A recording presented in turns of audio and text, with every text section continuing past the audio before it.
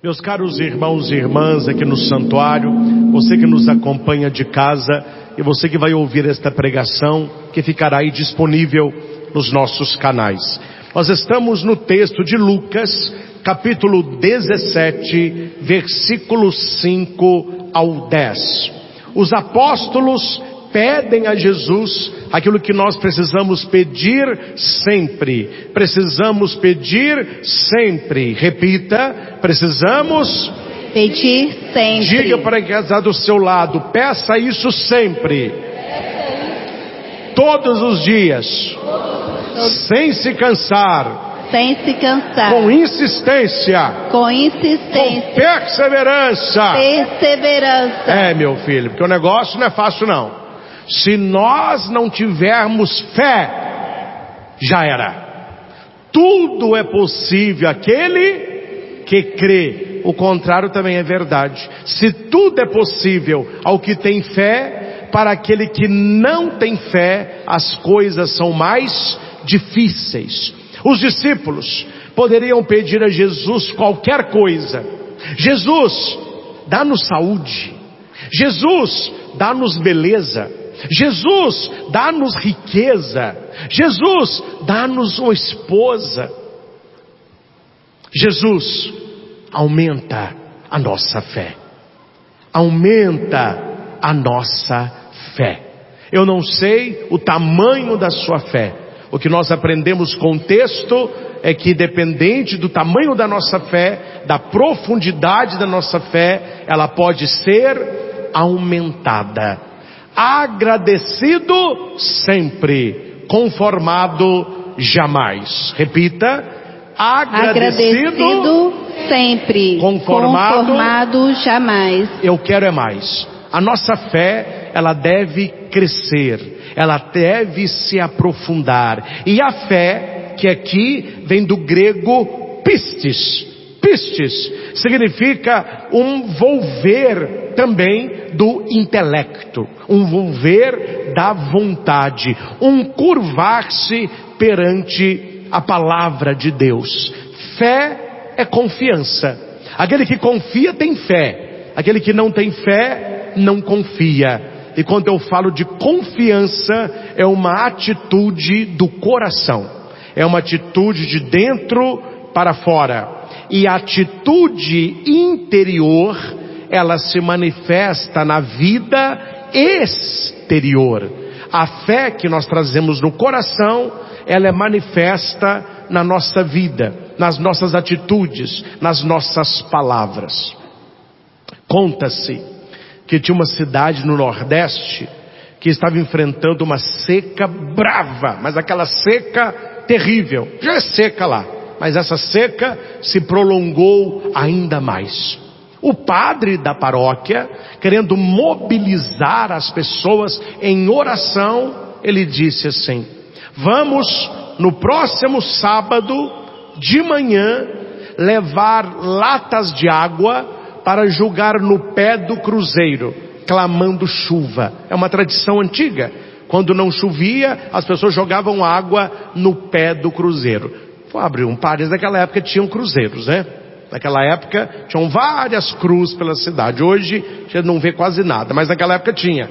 E o padre chamou então toda a paróquia, pegou o grupo de jovens, falou: olha, vocês vêm, vamos fazer uma caminhada animada, vamos jogar água no pé da cruz, porque nós vamos pedir chuva. Meu filho, o povo atendeu o padre no sábado de manhã, mas estava uma festa, pessoal cantando, pessoal passou bronzeador, chapeuzinho, óculos escuro, pessoal de bermuda, camiseta, pessoal cantando, pessoal levou pandeirinho, violão, pessoal também, né, vendendo água mineral. Olha, água mineral R$1, água mineral R$1, com gás, sem gás e picolé, e aquela festa, e o pessoal subindo para o cruzeiro, carregando as latinhas de água.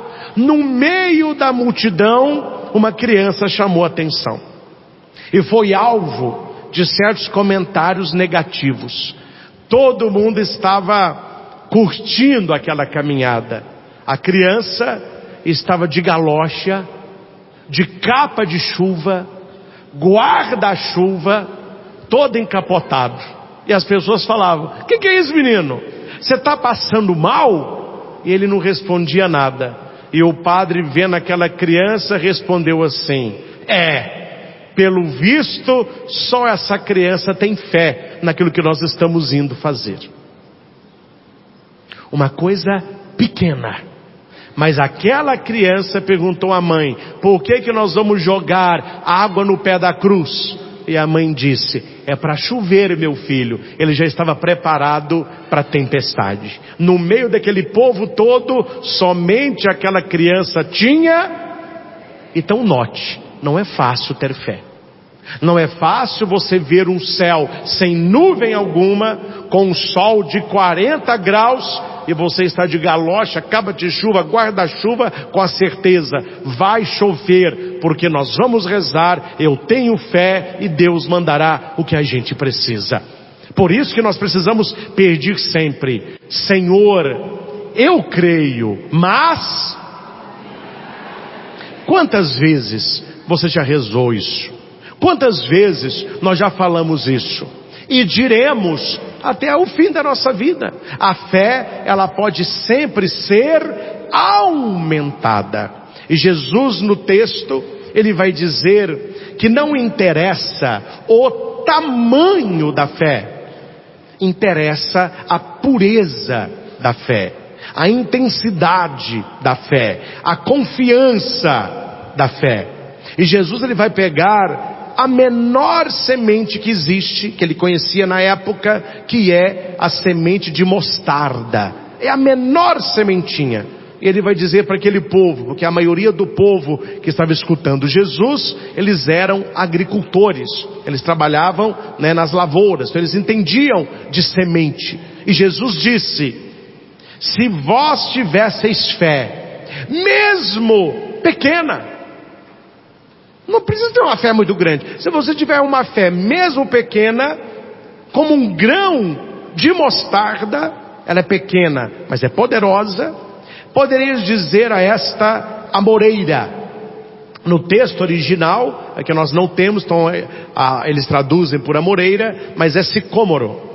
É uma árvore onde ele tem raízes, tanto para o lado como para o fundo. E várias árvores podem ser transplantadas. Pode tirar uma árvore daqui e colocá-la para lá.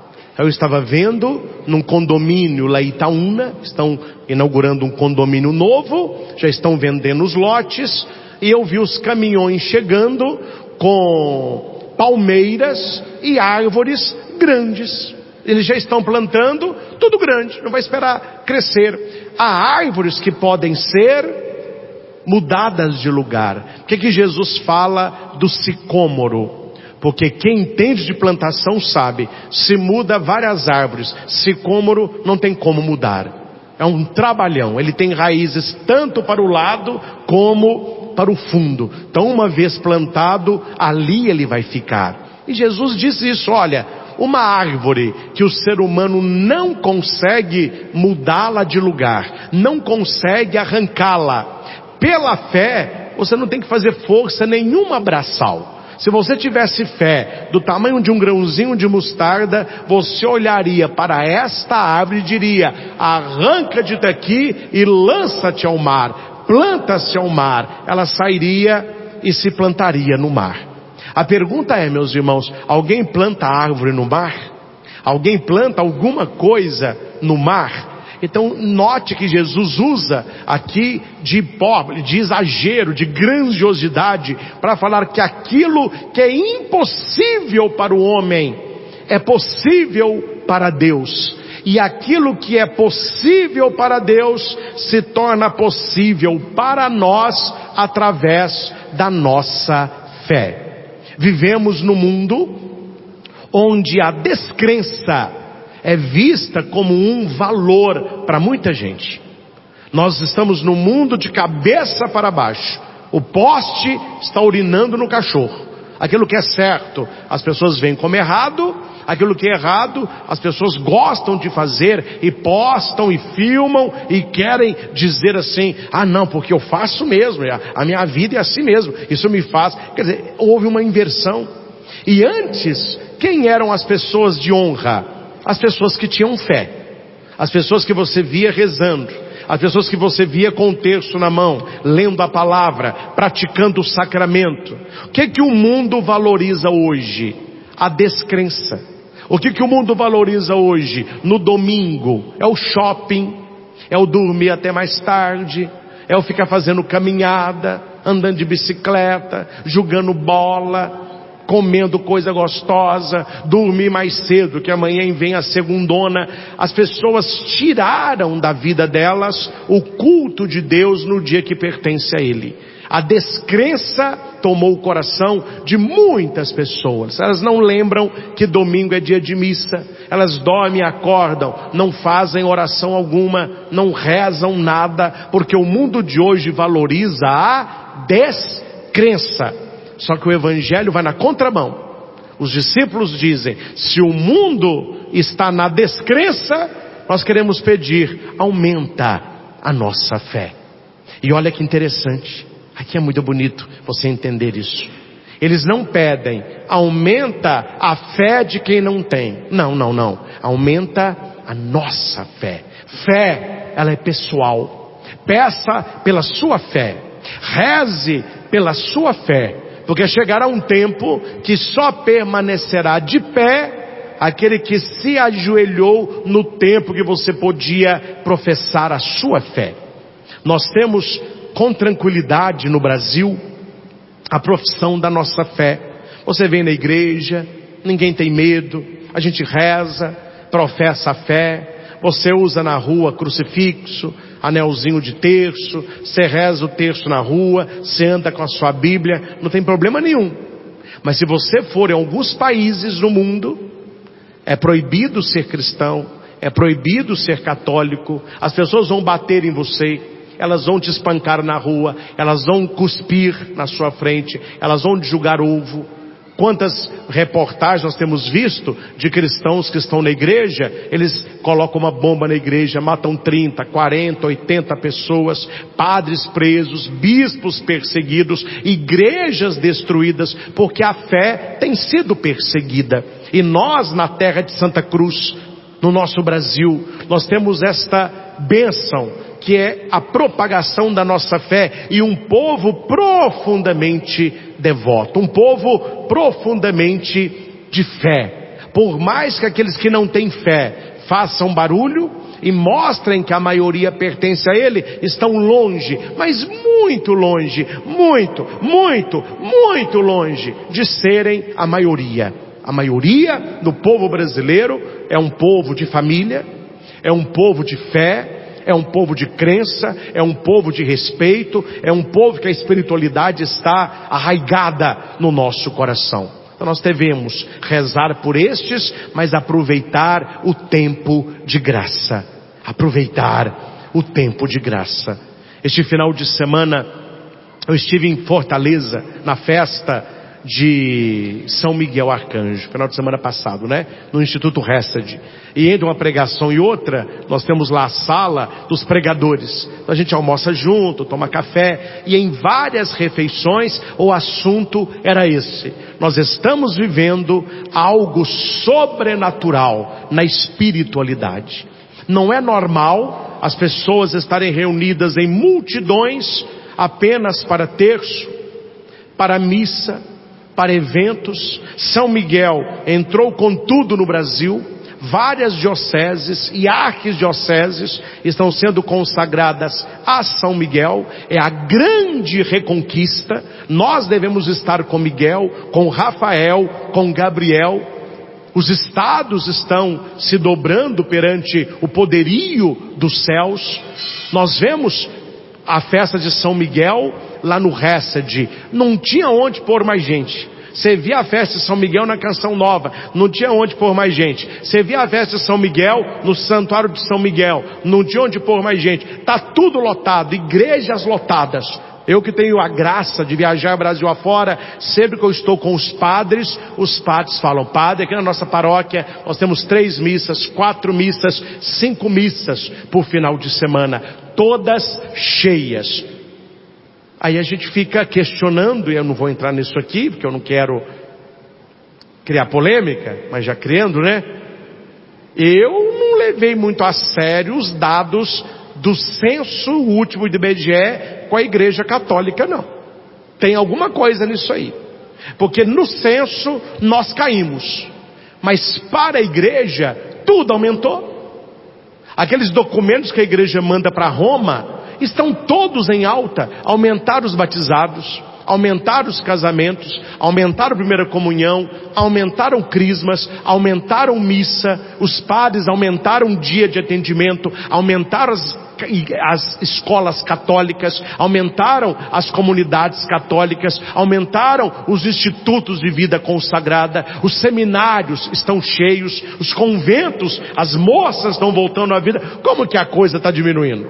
Nós temos visto o contrário, eventos gigantescos Brasil afora de um povo de fé. A fé está ressurgindo. E aqui, meus irmãos, há uma divisão muito clara. E nós precisamos estar neste time dos que pedem, aumenta a nossa fé. Porque eu vejo como positivo, eu não vejo como negativo. Hoje as pessoas são muito claras, aquelas que têm fé, aquelas que não têm fé. Aquelas que temem a Deus, aquelas que não temem a Deus. Aquelas que estão numa vida de santidade e aqueles que escolheram uma vida de promiscuidade. Eu não vou entrar aqui no que é, porque vocês são inteligentes. Antes, o que era feito entre quatro paredes, porque era visto como vergonhoso, hoje tem desfile, tem parada. E as pessoas fazem a olho nus, 3, 4 horas da tarde, aquilo que a gente não deveria fazer nem escondido. Porque a coisa se dividiu com clareza. E por que é bom isso ter acontecido? Para você saber quem é quem, qual é a ideologia e os valores que a pessoa defende, qual é a família que ela acredita e qual time que ela vai julgar. Não tem mais essa, meus irmãos, de ficar em cima do muro. Aqui, ou você vai ser uma pessoa de fé, ou você vai ser um descrente. Ou você vai ser um filho da igreja, ou você vai ser um filho da perdição. Ou você vai estar buscando sacramentos, ou você vai estar buscando o prazer do mundo. Senhor, aumenta a nossa fé. Olha, tenha fé do tamanho de um grãozinho de mostarda. Aquilo que é impossível para os homens é possível para Deus. Se você conversasse com um judeu do primeiro século e dissesse para ele: é possível eu com a palavra falar com o sicômoro para sair voando e se plantar no mar? Primeiro, arrancar sicômoro não é fácil. Arrancar com a palavra, mais difícil ainda. Plantar um sicômoro no mar, aí que a coisa piorou. Como você vai plantar uma árvore no meio do mar? E Jesus diz: o que é impossível para os homens é possível pela fé. Jesus dá um exemplo grandioso, um exemplo estrondoso para mostrar o poder da fé. Joseph Ratzinger, que é o Papa Bento XVI, no seu tempo de cardeal, ele tem um artigo muito bonito sobre este evangelho, que eu tive a oportunidade de ler ontem. Ele vai dizer o seguinte: que se a fé, ela é capaz de arrancar um sicômoro com essa raiz, fazê-lo sair voando e se plantar no mar onde não se planta nada, se ela é capaz de fazer este extraordinário, imagina o que ela não pode fazer na nossa vida, com coisas bem menores do que arrancar uma árvore e plantá-la no mar. Aqui Jesus mostrou o auge, mas nós temos muitos outros caminhos para nós, mais importantes que ficar arrancando uma árvore com a fé. É você ter uma vida de conversão, é você ter uma boca de bênção, é você ter um Deus ao seu lado que opera poderosamente na sua vida pela sua fé. Sem fé é impossível agradar a Deus. Se Deus precisa de algo para Ele agir na sua vida, é fé.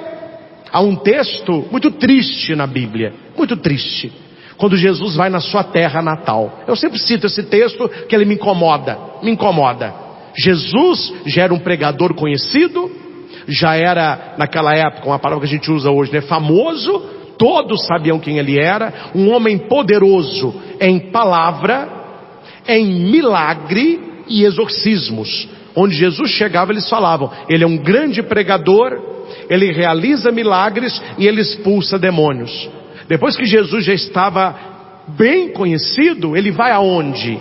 A Nazaré, a sua terra natal. Meus irmãos, que vexame, que vexame. Quando Jesus chega em Nazaré, eles ficaram falando mal do cara. Mas de onde que vem essa sabedoria toda?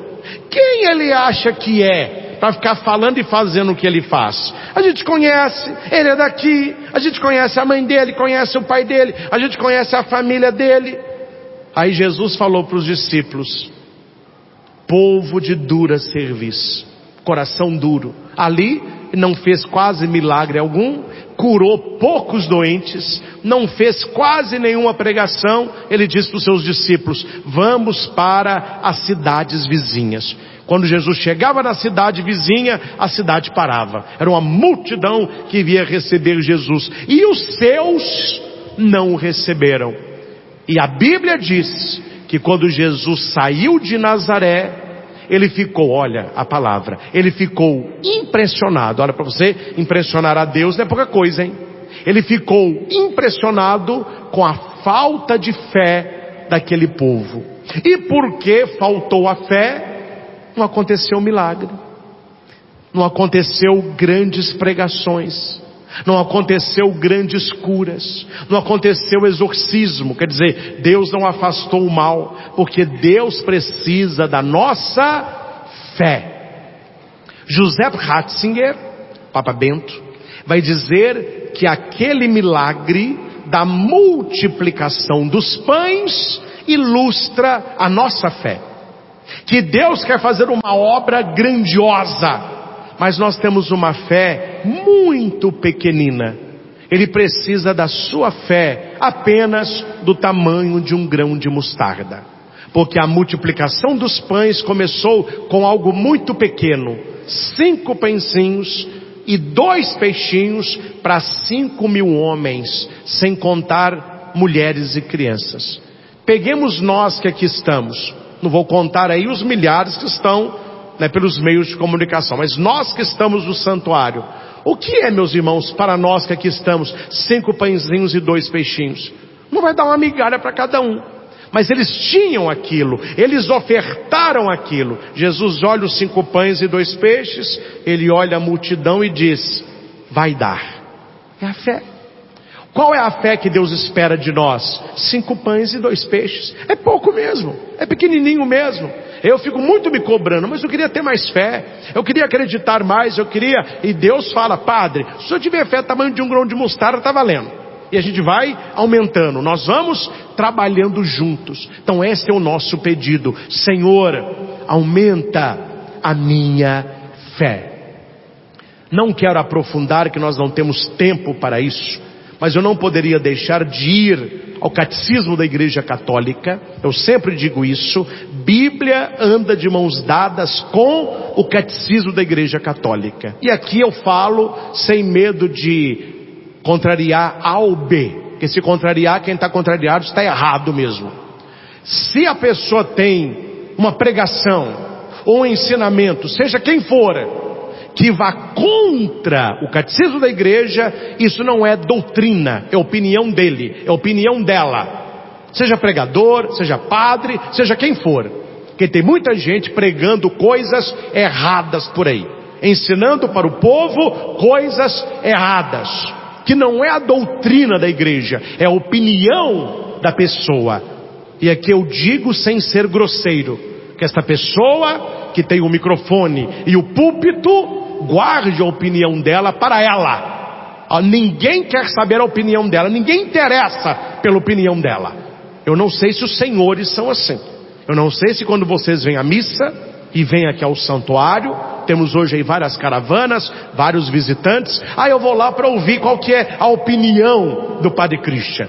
Meu filho, você não está aqui para ouvir opinião de padre, você está aqui para ouvir a doutrina sólida, receber o ensinamento firme. Eu não vou entrar aqui porque é a minha pregação de outro momento, mas nós temos aqui na segunda leitura, um conselho de Paulo para os achistas, que a igreja está cheia de achistas.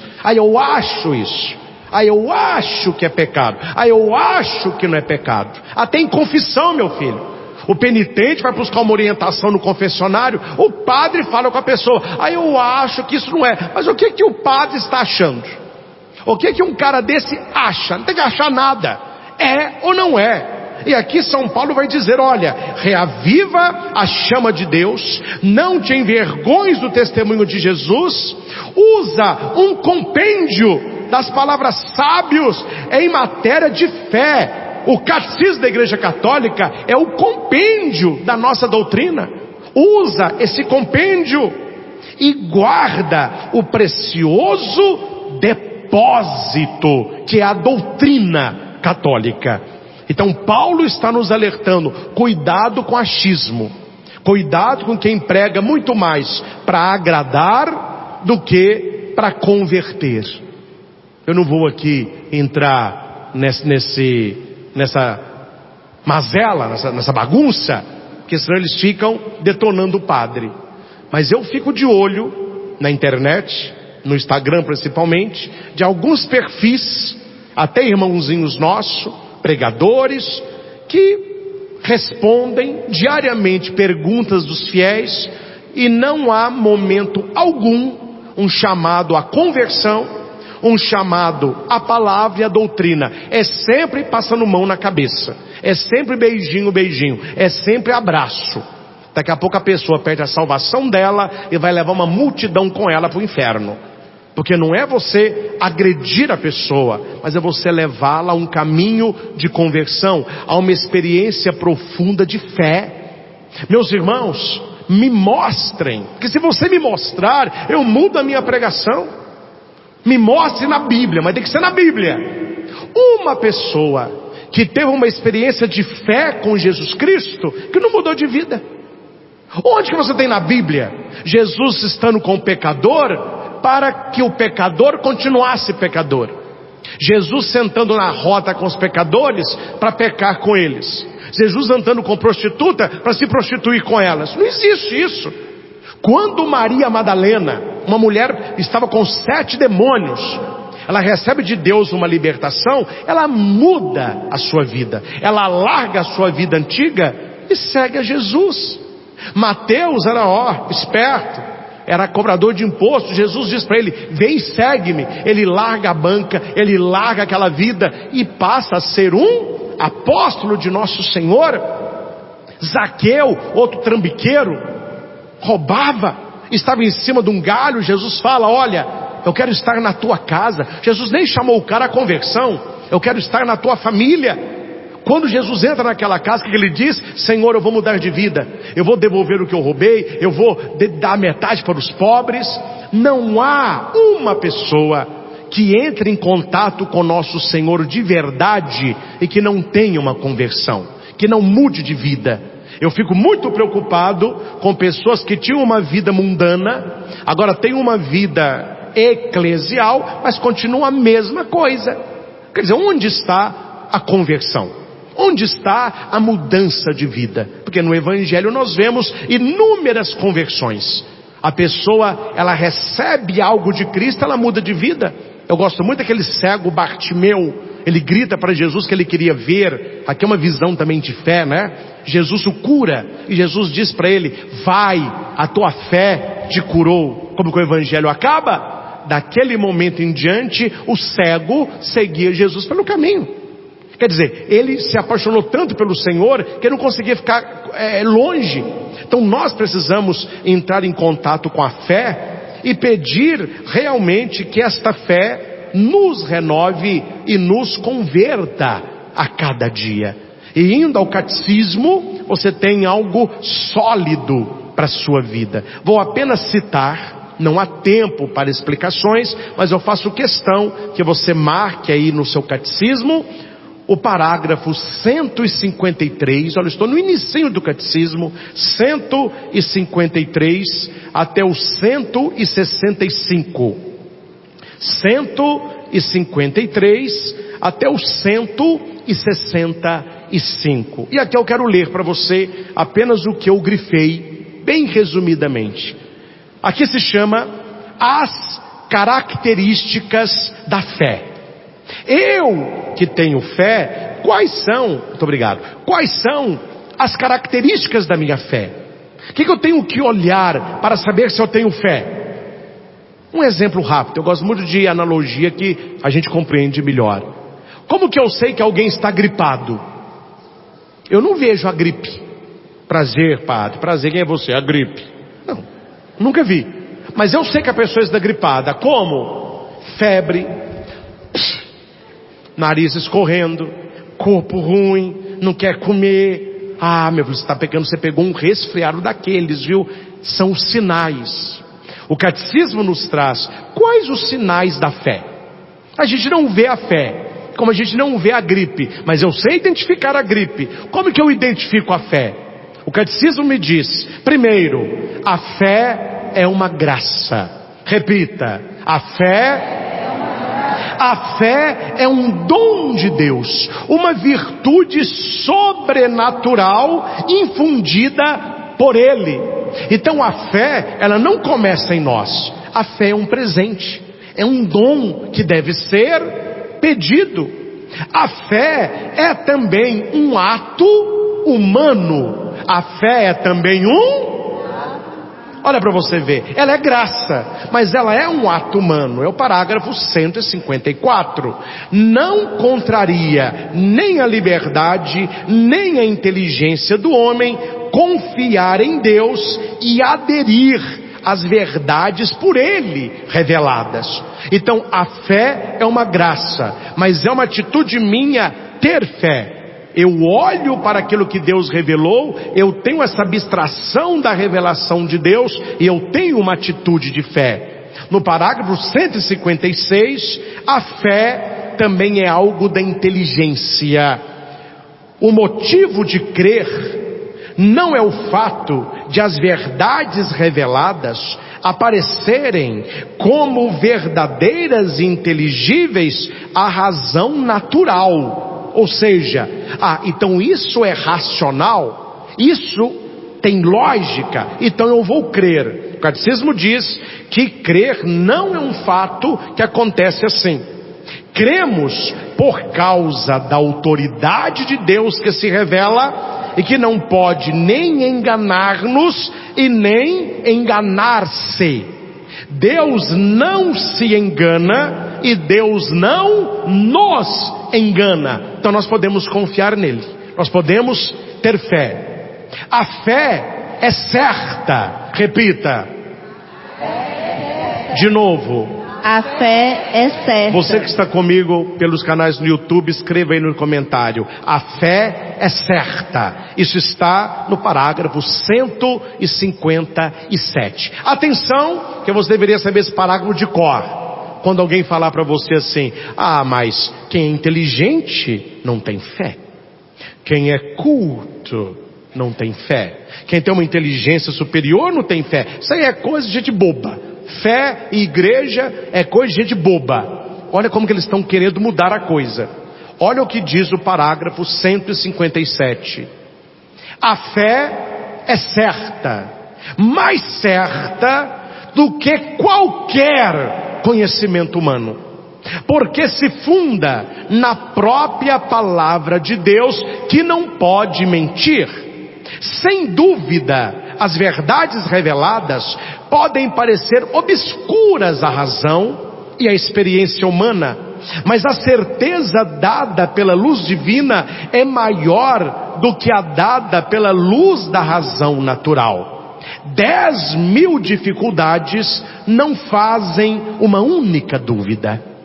Não é porque nós temos dificuldades no caminho da fé que nós vamos duvidar, colocando em xeque a nossa própria fé. Então, se as pessoas confiam muito na razão natural, no intelecto, na inteligência, o catecismo diz que muito maior do que o conhecimento humano é a fé, porque ela vem de verdades reveladas. No parágrafo 160, temos algo importante, e aqui eu gostei, porque para quem não tem fé, parece que ela é obrigada a ter fé. Olha para cá. Você já notou que nós que temos fé respeitamos quem não tem? Mas você já notou que quem não tem fé quer acabar com a nossa fé? Eu vou repetir, porque a coisa tem que ser falada clara. Nós que temos fé respeitamos quem não tem. Meu filho, você quer ir para o inferno, o problema é seu. Mas aquele que não tem fé, ele fica incomodado com a nossa fé. E todo aquele que não tem fé, ele parte para o ataque. Então ele critica o sacramento, ele critica a igreja, ele critica você que vai à missa, ele critica você que levanta 4 horas da manhã para rezar terço. O povo faz da vida o pornô chanchada, passa a madrugada inteira no pecado, ninguém fala nada. Aí alguém levanta 4 horas para rezar o terço, aí, mas tem problema, essa pessoa aí, por quê? Notem, o crente, ele não tem uma atitude de obrigação de que o descrente creia, porque a fé, ela é uma proposta, não é uma imposição. Mas é interessante como que o descrente, ele se incomoda com o crente, ou seja, com quem crê. E o catecismo vai dizer, parágrafo 160, para que o ato de fé seja humano, o homem deve responder a Deus crendo de livre vontade. Ninguém deve ser forçado contra a sua vontade a abraçar a fé, porque a fé é um ato voluntário. Há quem creia e há quem não creia. Cristo convidou a fé e a conversão, mas de modo algum coagiu. Ele convida: se alguém quer me seguir, siga-me. Tem quem queira, tem quem não queira. Na cabeça do descrente, parece que Jesus falou assim, todo mundo tem que me seguir, tem que crer em mim. E não, ele vai dizer, se alguém quiser. Então Jesus, ele convida a fé e a conversão, mas ele não se impõe, ele não coage. Isso está no parágrafo 160. Deu testemunho da verdade, mas não quis impô-la pela força aos que a ela resistiam. Seu reino se estende graças ao amor com que Cristo, exaltado na cruz, atrai os homens a si. Então a fé não é algo obrigatória, mas é algo que Deus nos oferece. Feliz daquele que aceita. Aí você pode dizer assim, uai padre, então que maravilha, então eu posso ou não crer? Uhul! Só que o catecismo vem no parágrafo 161. A pessoa pode crer e ela pode não crer. Só que, para que você se salve, você precisa crer. Se você não quer se salvar, não creia. No catecismo diz o parágrafo 161: é necessário, para obter a salvação, crer em Jesus Cristo e naquele que o enviou para a nossa salvação. A fé é necessária para a salvação. Hebreus 11:6. Sem fé é impossível agradar a Deus. Eu posso crer e eu posso não crer, mas para que eu seja salvo é preciso que eu creia. No parágrafo 162, ele fala sobre algo importantíssimo: a perseverança da fé. Repita: perseverança da fé. A fé é um dom gratuito que Deus concede ao homem. Glória a Deus. Este dom inestimável, nós podemos perdê-lo. O catecismo nos ensina que se você não cuidar da sua fé, você vai perdê-la. Está em 1 Timóteo 1:18 e 19. São Paulo diz, atenção: combate o bom combate com a fé e a boa consciência, pois alguns, rejeitando a boa consciência, vieram a naufragar na fé. A fé afundou. Então precisamos alimentar a nossa fé. Como, padre, que eu alimento a minha fé? O catecismo responde: devemos alimentá-la primeiramente com a palavra de Deus. Devemos implorar ao Senhor que aumente. Senhor, eu creio, mas aumentai a minha fé. Ela deve agir pela caridade, ser carregada pela esperança e estar enraizada na fé da igreja. Estar enraizada na fé. Sabe, tem gente chata, viu? Sabe, eu creio em Jesus, mas eu não vou à igreja. Eu creio do meu jeito. Eu e meu Deus nos entendemos. O catecismo diz que uma fé fora da igreja é uma fé inventada pela própria concupiscência, por uma mente louca.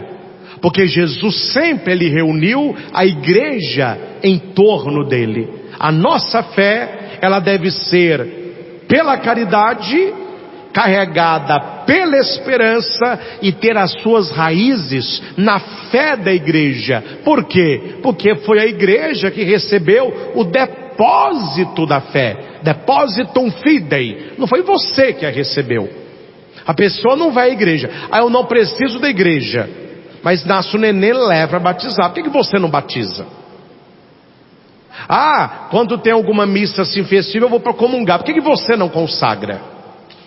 Quando eu estou assim muito ruim, eu quero uma bênção. Por que você não se abençoa?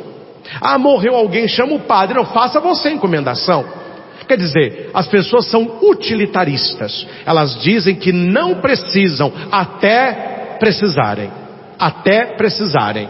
Então note que a verdadeira fé, ela está enraizada na igreja. E por fim, no parágrafo 163, a igreja nos ensina que a fé faz-nos desgustar, como por antecipação, alegria e a luz da visão beatífica, meta da nossa caminhada na terra. Ou seja, a pessoa que tem fé, ela já vive o céu na terra. Santa Teresinha do Menino Jesus: eu quero viver o meu céu fazendo bem sobre a terra, porque ela tinha fé. A pessoa que tem fé, ela não vai viver as alegrias de Deus depois da morte. A pessoa que tem fé, ela já experimenta o poder de Deus nesta vida, amém? Ela já recebe as graças de Deus nesta vida, amém? Amém. Ela já recebe a libertação de Deus nesta vida, amém? Amém. Porque tem gente que fala o contrário. Aos bobocas dos católicos, fica lá todo domingo na saia da batina do padre, querendo ser felizes depois da morte. É porque essas pessoas não têm fé. Elas acham que nós estamos aqui buscando somente o pós-morte. E o catecismo nos ensina, no parágrafo 163, que quando nós temos fé, nós experimentamos o céu aqui. Nós experimentamos a graça aqui. Nós temos a ação de Deus na nossa vida aqui. E por último, eu queria ter tempo de comentar, mas meu tempo está nos últimos minutos. Mas leia no catecismo o parágrafo 164 e 165. É o mais bonito de tudo que eu já li sobre fé no catecismo. Para o Padre Christian, são os 2 parágrafos mais belos do catecismo sobre fé. Não vou ler o parágrafo todo, vou ler o que eu marquei aqui. Atenção, você vai respirar fundo aí de alegria também.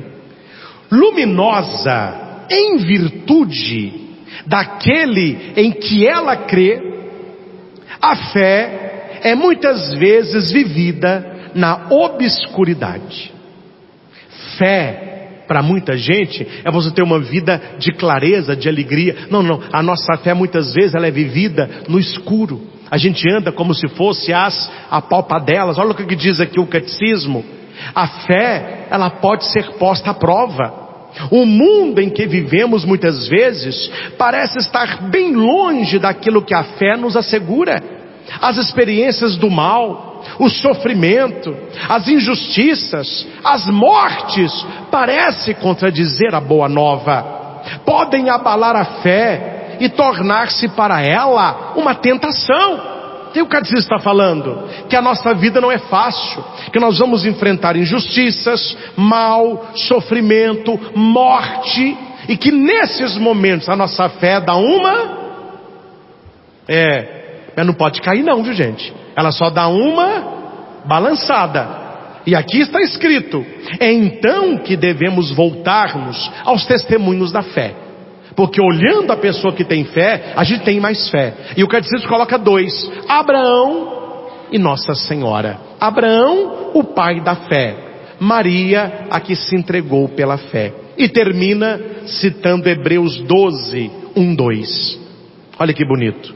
Com tal nuvem de testemunhas ao nosso redor, rejeitando todo o fardo e o pecado que nos envolve, corramos com perseverança para o certame que nos é proposto, com os olhos fixos naquele que é o autor da nossa fé, Cristo Jesus.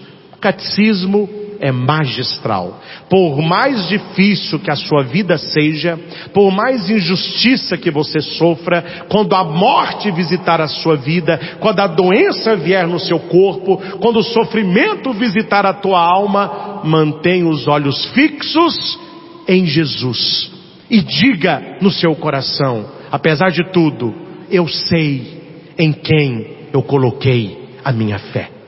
Meus irmãos, que esse domingo possa iluminar a nossa vida, encher o nosso coração de esperança, e que possamos buscar esta fé, a fé apostólica, a fé católica, a fé que nos leva ao coração de nosso Senhor, porque aquele que crê não será confundido. Tudo é possível àquele que crê. Tenhamos, meus irmãos, uma fé pelo menos do tamanho de um grãozinho de mostarda, e nós veremos a graça e o poder de Deus se manifestando na nossa história. Esta pregação falou ao seu coração? Copie o link e mande para os seus amigos, seus grupos de casais, sua equipe de liturgia, seu WhatsApp do seu trabalho. Quantas pessoas precisam de uma palavra dessa para voltarem a crer e alimentar a fé como uma chama que não deve se apagar. Que Deus nos abençoe, que Nossa Senhora, a mãe da fé, nos ajude a termos uma fé profunda, uma fé que nos leva ao sagrado coração de Jesus. Louvado seja nosso Senhor Jesus Cristo.